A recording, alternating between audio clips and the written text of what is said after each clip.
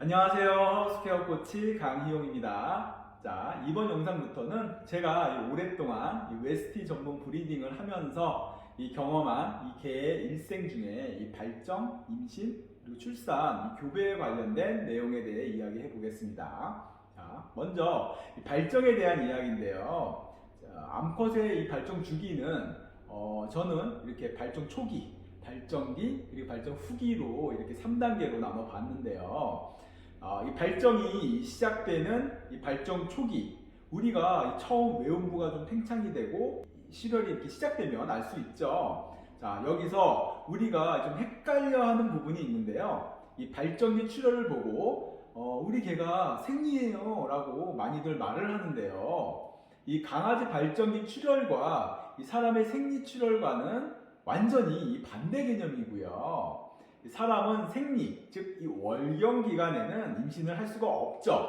그런데 이 강아지들은 이 발정기 출혈 기간 중에 임신이 가능하다는 거, 이거 중요하고요. 그래서 이 엄밀히 이야기하면 이 개의 발정기 출혈 시기를 이 사람의 이 생리와 동일한 것으로 판단하면 안 된다는 거, 그리고 이 개는 이 생리가 아니기 때문에 평생 죽을 때까지 이 발정기 출혈을 한다는 거 꼭 기억해 두시고요.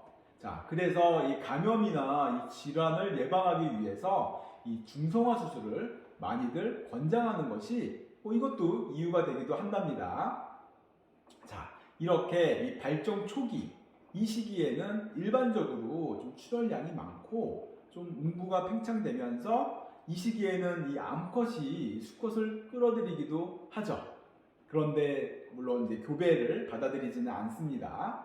자, 그리고 이 발정기, 이 교배 적기라고 하는데요. 이 보통 이 발정 시작일로부터 한 10일 후부터 15일 사이, 이때가 일반적으로 이 교배 최적기라고 합니다. 자, 보통 한 2번 정도 교배를 하는데요. 이 자연 교배일 경우 이 수컷의 정자가 이 암컷의 자궁 내에서 한 4일 정도 생존이 가능하고, 또 인공 교배를 할 경우에도 한 2일 정도, 많게는 3일 정도까지 이 정자가 이 생존하는 것을 감안을 해서 이 발정 시기일로부터 9일에 한 번, 그리고 12일에 한 번 더해서 2번 정도 이렇게 교배를 합니다. 이 시기는 뭐 제 경험이기도 하고요. 그리고 일반적으로도 그렇게 하는 게 임신 확률이 높다는 거 말씀드리고 싶어요. 물론 예외적으로 뭐 개체나 견종에 따라서 이 적기 시기가 좀 차이가 나는 경우도 있기는 하겠죠. 자, 그런데 이 첫 발정 출혈 시기를 이렇게 알 수 없는 경우가 있죠. 이 강아지들이 막 초기 출혈을 할 때 스스로 이 청결을 유지하기 위해서 이렇게 핥아서 이 흔적을 남기지 않는 이런 아이들이 많거든요. 이때는 이 개들의 이 출혈의 양이나, 그리고 또 이 외음부의 상태, 그리고 이 외음부 주변을 이렇게 톡톡톡톡 건드렸을 때 꼬리를 이렇게 싹 이렇게 비켜주는지, 이런 느낌으로 이렇게 판단을 할 수도 있지만, 혹시 집에 현미경이 있다면 보다 정확하게 확인하기 위해서 이 도말 검사라고 해서 이 좀 약간 긴 면봉 있잖아요. 한 15cm 정도를 생식기 안쪽에 이렇게 넣었다가 빼서 이 분비물을 좀 채취를 해서 이 현미경으로 이 배랑 검사를 하는데, 이때 이 현미경 관찰을 해보면 이 달걀 후라이 같이 둥글고 이게 안에 이게 핵이 있는 세포가 여러 개가 보여요. 물론 옆에 이제 적혈구들도 몇 개 보이지만 이때는 아직 적기가 오지 않은 것이고요. 그 뒤로 하루 이틀 간격으로 이 검사를 하다가 둥근 이 안에 이 핵이 없어지고, 그리고 이 감자칩 모양으로 이 둥근 모양이 이 세포가 가장자리가 좀 거칠어진 모양이 여러 개 보이면 그때가 교배 적기가 되었다라는 것이고요. 그리고 암컷이 수컷을 허용할 자세가 갖춰졌는가를 좀 확인한 후에 이렇게 교배를 하시면 되겠습니다. 자, 저는 벌써 16년이나 됐네요. 이 스페인 알보라다 견사를 운영을 하시는 이 세계적인 브리더 이 헤수스 씨에게 스페인에서 인공교배 이 기술을 배웠던 적이 기억이 나는데요. 제 견사의 아이들은 이 인공교배를 통해서 이 자견을 배출을 했었는데요.